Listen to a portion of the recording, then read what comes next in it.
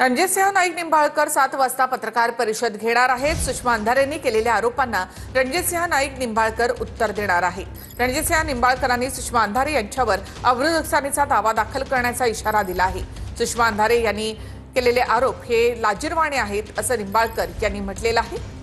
अंधारे यांचे आरोप पाहून मी स्तब्ध झालो, दावे निराधार आणि द्वेषपूर्ण आहेत। माझ्यावर 277 गुन्हे दाखल असल्याचा अंधारेंचा दावा खोटा आहे असंही त्यांनी म्हटलं आहे।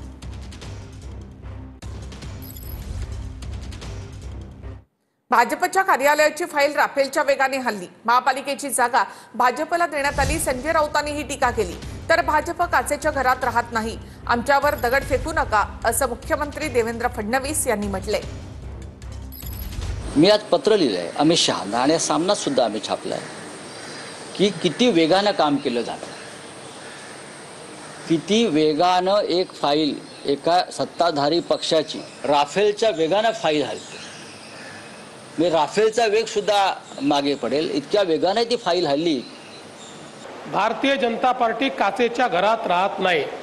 हमारे ऊपर पत्थर फेकने का प्रयास मत करो। जे जे करावं लागतं ही प्रत्येक गोष्ट करून भारतीय जनता पक्षाने स्वतःचे पैसे खर्च करून ही जागा विकत घेतलेली जागा आहे। त्यामुळे ज्या लोकांना जागा बळकवण्याची सवय आहे त्यांनी आम्हाला प्रश्न विचारू नये हे अतिशय स्पष्टपणे या ठिकाणी सांगतो।